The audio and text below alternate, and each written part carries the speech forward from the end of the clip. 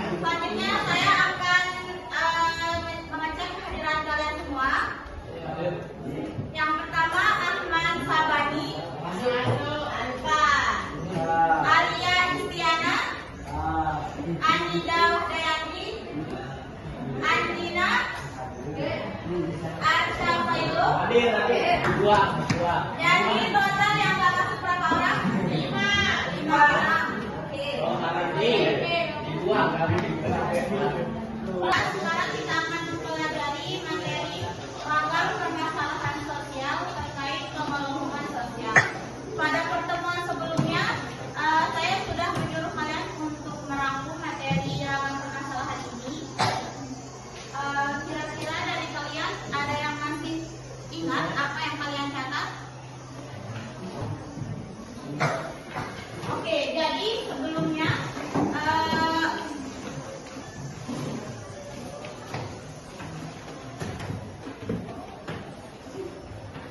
di sini kalian diharapkan untuk mampu mengidentifikasi berbagai bentuk ketidakadilan sosial yang muncul akibat pengelompokan dan mampu membedakan antara stereotip, marginalisasi, subordinasi, dan dominasi dalam konteks kehidupan sosial, serta memberikan contoh nyata bentuk ketidakadilan sosial di lingkungan masyarakat.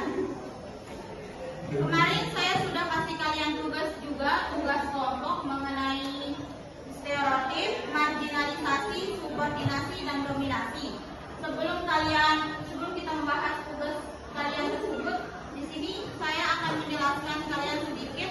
Yang pertama di sini pada materi awal kalian sudah membahas materi mengenai pengelompokan sosial, yang dimana pengelompokan sosial adalah proses pembagian masyarakat ke dalam kelompok-kelompok tertentu berdasarkan persamaan atau perbedaan tertentu seperti ekonomi, pekerjaan, ras, serta suku. Nah,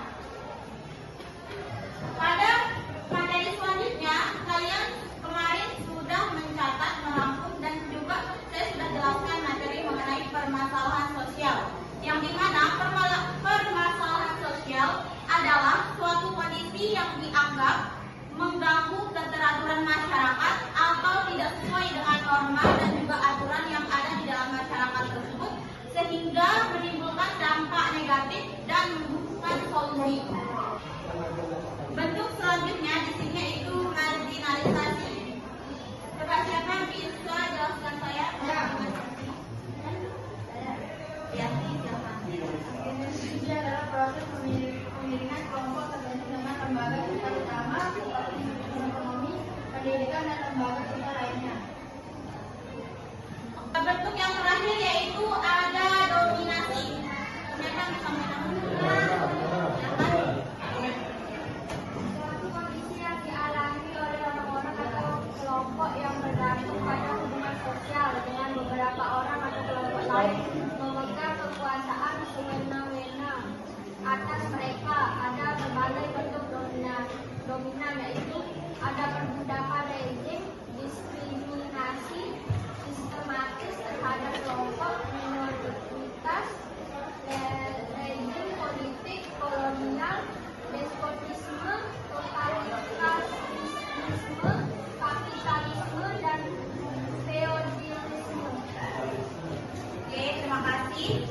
Jadi itu dia tadi dominasi. Istilah dominasi ini kira-kira asing kalian dengar atau enggak?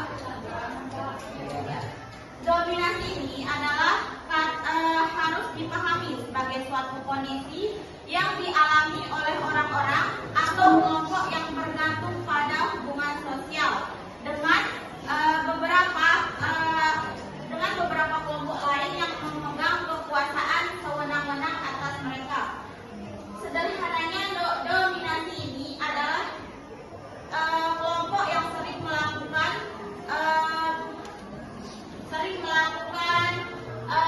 hal negatif terhadap kelompok lainnya, yang dimana mereka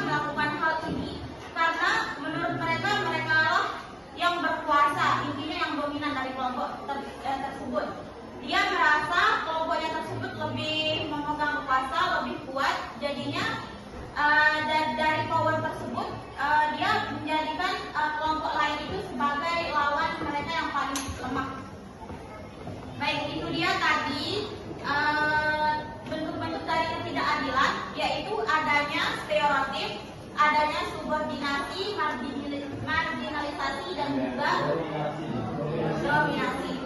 Oke, kemarin kan seperti yang sudah saya bilang tadi di awal, kalian sudah saya berikan tugas kelompok. Semuanya sudah jadi? Assalamualaikum warahmatullahi wabarakatuh.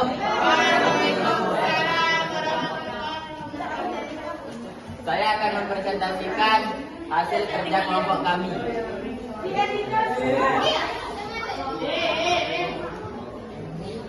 Kasus marginalisasi masyarakat adat. Uang mengenai pembangunan adat di pedalaman semuanya dengan atas tanah terbukti karena pemerintah memberikan izin kepada perusahaan tambang untuk beroperasi di wilayah tersebut. Mereka dipaksa pindah dan kehilangan sumber pemasukan seperti hasil hutan dan lahan pertanian. Ketika memperjuangkan hak mereka, masyarakat adat sering kali diabaikan dan dianggap tidak modern. Inilah contoh marginalisasi di mana kelompok tradisional tersingkir dari sistem sosial dan ekonomi modern.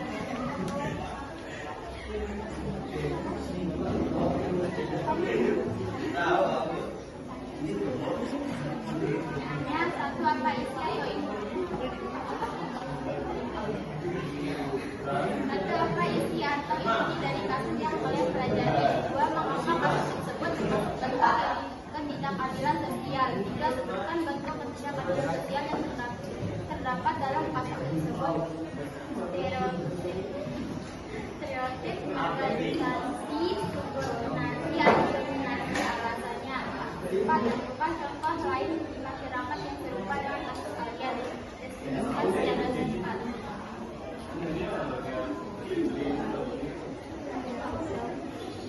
Jawaban. Jawabannya satu. Inti dari kasus.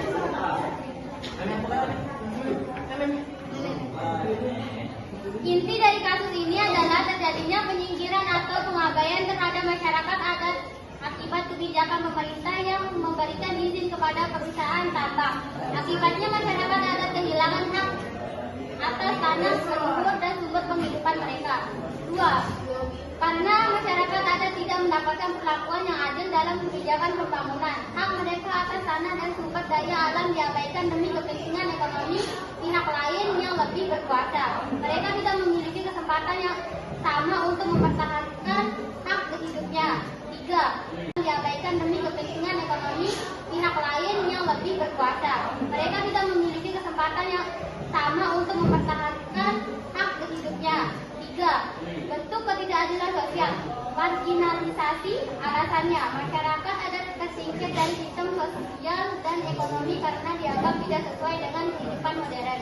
Mereka tidak dilibatkan dalam pengambilan keputusan dan kehilangan akses terhadap sumber daya penting untuk bertahan hidup. 4. Contoh serupa adalah kasus masyarakat adat di Kalimantan yang diusir karena proyek pembangunan perkebunan kelapa sawit. Mereka kehilangan hutan tempat mereka berburu dan bercocok tanam, sehingga harus berpisah ke wilayah lain dan kehilangan identitas budaya mereka.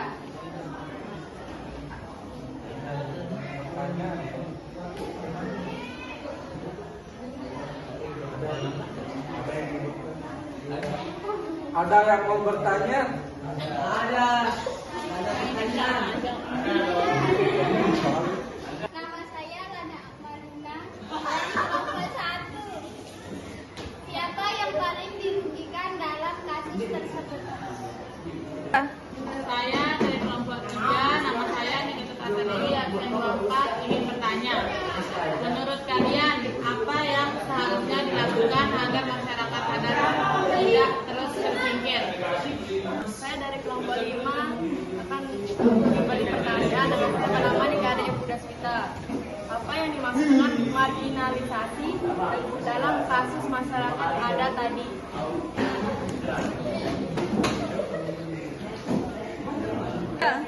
Saya akan menjawab pertanyaan dari kelompok 1. Siapa yang paling dirugikan dalam kasus tersebut? Jawabannya, kelompok yang paling dirugikan adalah kehilangan tanah, sumber makanan, dan tempat tinggal yang menjadi bagian dari kehidupan serta identitas mereka. Selain itu, mereka juga kehilangan pengakuan sosial karena sering dianggap sebagai kelompok yang tidak modern dan tertinggal. Akibatnya, kehidupan mereka semakin sulit dan tersingkirkan dari pembangunan.